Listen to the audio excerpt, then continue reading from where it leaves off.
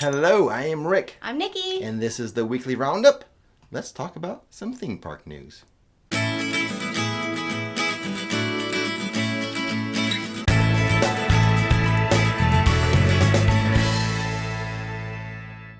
Universal's holiday celebrations run from November 13th through January 2nd. As part of that celebration, Universal's holiday tour is returning for 2021. Holiday tours will be available starting on November 21st. Here's some of the holiday tours agenda. There will be a Grinch meet and greet, cookie and hot cocoa bar, reserved viewing area for Universal's holiday parade featuring Macy's, reserved seating for the Grinchmas show, Santa meet and greet with digital photo download, and after-hours viewing of the Hogwarts Castle Christmas projection show. The holiday tour will be available on select nights from November 21st through January 2nd. It will start around 5 p.m. and go through 10 p.m. The holiday tour is not private and can include groups of up to 15 people. Prices vary between $70 and $80 depending on the day, and there's an annual pass holder discount of $10 per person. And now on to business news. Instead of sports, we have business news. Exactly. Universal Theme Parks had its most profitable quarter since the first quarter of 2020. Nice. Wow. I think they raked in $1.4 billion for all of Universal Theme Parks. Way to go, park goers at Universal Orlando Resort. This is good news. It is. Because we want the executives at Comcast. And I think they even said like Universal Orlando had its most profitable quarter ever. And that's without international travel. Right. That's insane. So wow. Good job, Universal, impressing the execs over at Comcast. And we want to do that. Yes, because that means bigger, better rides, more attractions. I don't know. Well, we want them thinking, wow. We want them thinking theme parks make a lot of money. Let's invest. Yes, let's do that. Let's give them roller coasters. Let's give them rides. Let's give them food and attractions. Let's invest in that so we make more money. I like that thinking. Hopefully it happens. We'll make a bigger, better Epic now. Woo! Put more money over there, guys. That's awesome. Look, they're making record profits right now without any international tourists. Build that Epic. Quicker. Speed it up, guys. Speed it up. Over at SeaWorld Orlando, Guy Harvey Weekend returns. The event will run November 6th and 7th and feature Harvey, who will hold meet and greets with park visitors as well as sign autographs. SeaWorld will also offer special dining experiences through the weekend called Evening with Guy Harvey Prefix Dinner at Shark's Underwater Grill on November 6th. The dining experience, which costs $99 per person, includes a free Guy Harvey print, a meet and greet before the dinner, and a presentation by Harvey. For more information on the Guy Harvey weekend, visit SeaWorld.com/Orlando. Busch Gardens Christmas Town returns this November with fireworks and a brand new Santa experience. Exactly. It starts November 12th and runs through January 2nd. Christmas Town is included with your park admission. The award-winning holiday event will feature all new activities this year for the whole family, including Holiday in the Sky Fireworks Show. Enjoy classic holiday tunes and watch festive bursts of Christmas color as they cover the sky in a dazzling fireworks display. Holiday in the Sky is offered on the festival field every Saturday and select evening nights beginning November 13th. Also new this year, Story Time with Mrs. Claus. Located in the Coke Canopy near the Christmas Town Village, Mrs. Claus will share traditional holiday tales and a joyful song. As well as Santa's North Pole Experience presented by Coca-Cola. Jolly Elves guide guests to see Santa in his workshop as he prepares for the holiday season. And then there are the fan favorites. We have a list of, 5 here fan favorites? Right. What are they, Nikki? So, Christmas on Ice. I know that one. Elmo's Christmas Wish. Don't know that one. Three Kings Journey. Holly Jolly Express, and Rudolph the Red-Nosed Reindeer. Fan favorites. I love Rudolph. Me too. That stop motion cartoon from when we were kids. Yeah. Or even older than that. It was old when we started watching That's it. true, it was. Always a fan favorite with our house. But the whole event sounds like fun. Christmas Town at Busch Gardens. Disney Cruise Lines. They have a new ship, the Wish, that will set sail for the first time next summer. as part of that first sailing, or I guess not the first sailing, but that one and continuously, a new kind of dining experience. Sounds really cool. This new dining experience is called Avengers Quantum Encounter and will put diners in the middle of a Marvel-themed mission. To bring the story to life, the restaurant will have hundreds of screens and special effects embedded throughout. Each table will also have its own interactive quantum core, which is a device that can shrink and grow targets at the push of a button. Boy, that sounds super. It sounds out of this world. It's a super supper experience. Okay. It's a super supper experience. Yeah. All right, let's keep rolling. Don't use that. There is a new exciting addition, as much as Epcot can be exciting to me, a new exciting addition to World Showcase. It is a permanent Brazil food booth. The spot has normally hosted temporary festival booths. However, this remodeled area is a permanent addition for the Brazil booth. The area includes new tables and gardens to create a scenic atmosphere for relaxing dining. Moving on to You Be Trippin'. We're going to talk about what happened on Rick's Road Trips last week. We posted 2 videos last week. Not 1, but 2. Double dose of road trips. The first one was a Florida food tour. We went to a place in Apopka, Florida, which is, 35 minutes from the theme park areas. We went to a restaurant called the Naughty Lobster.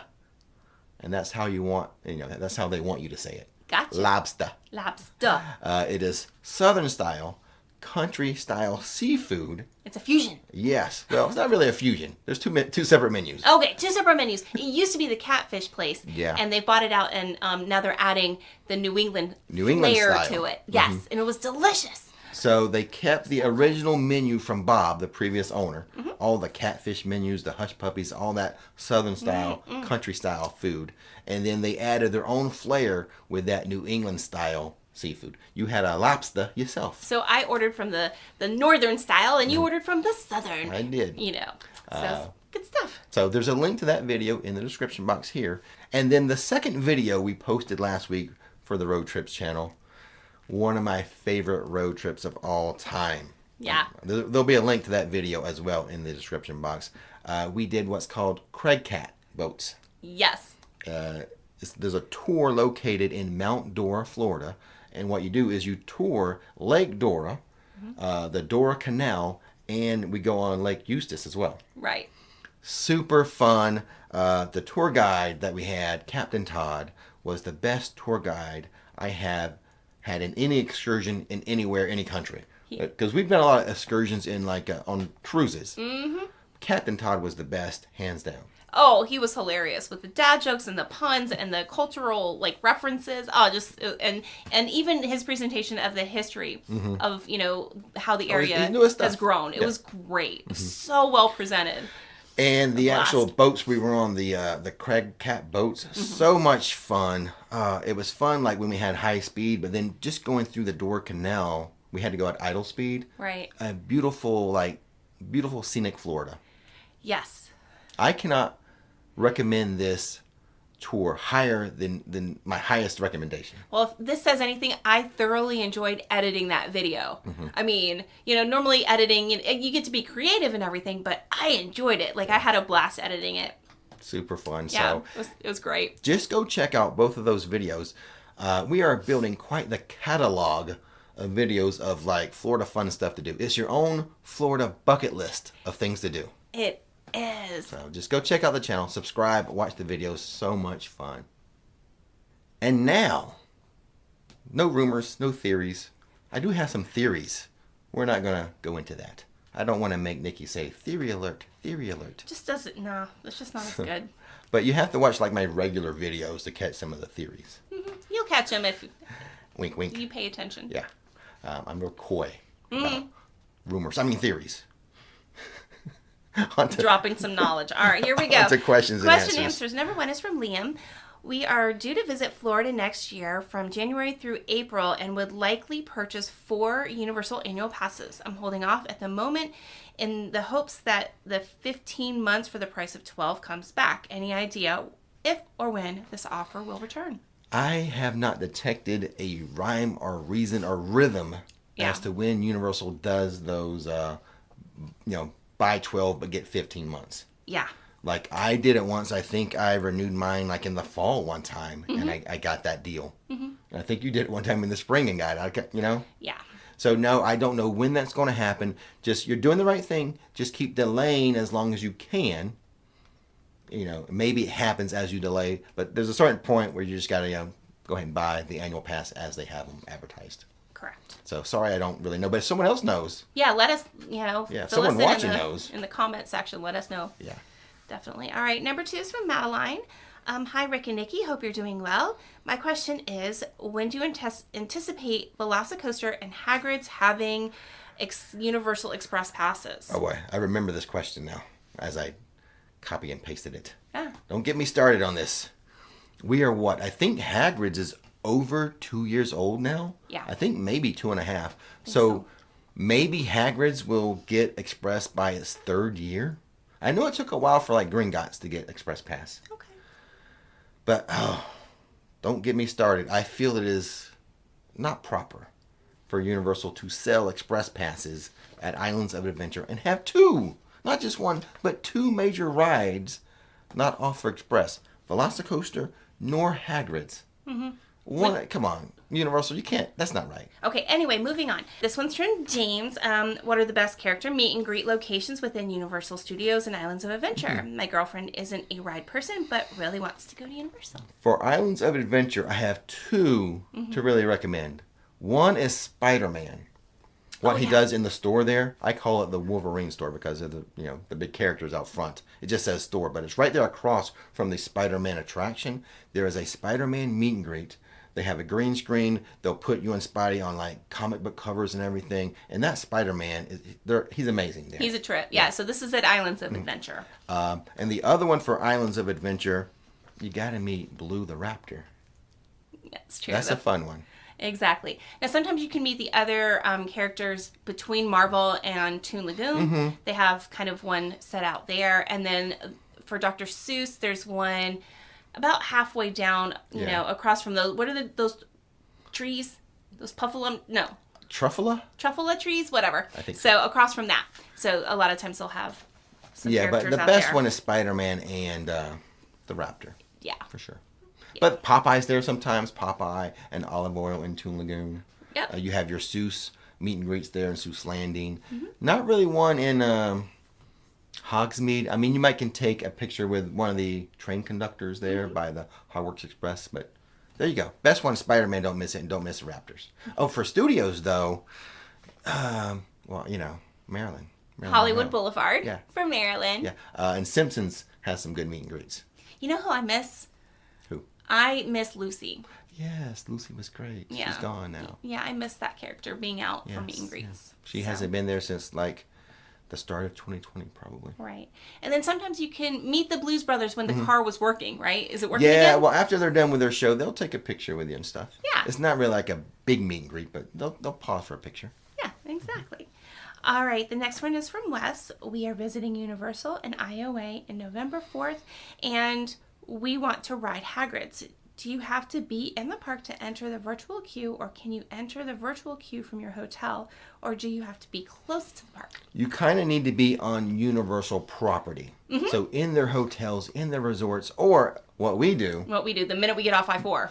So the way we come to Universal is we're on I-4 just for a small bit, and we get off, and we actually drive between Cabana Bay and like Aventura Ventura. and Sapphire. So as soon as we get off of I-4 and we're driving through or by those hotels, Nikki is on her phone getting a virtual line. Yep. Because I guess we're kind of considered to be on property then. Yeah. So you don't have to be in the park. No, you can do it from, if you're staying at whatever hotel there in Universal, Hard Rock, Cabana Bay, whatever. Yes, get your virtual line then. Or if you're driving in, have your passenger, don't do it as you're driving, have your passenger as you get close to Universal, keep trying. Now, sometimes Hagrid's doesn't have a virtual queue first thing in the morning, so you might even be in the park by the time virtual queue pops up. Yeah, there's depending on the, going November 4th. I don't know how crowded it's going to be. We don't know how it's going to go. Sometimes Hagrid's is virtual, sometimes it's not. It is not virtual when they have early park admission for IOA.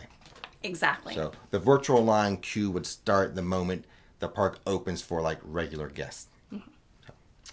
All right, number 5 is from Tracy. We are visiting Universal in December and have breakfast reservations in Diagon Alley on the first day. I would like to know the quickest way to Diagon Alley from the entrance of the park.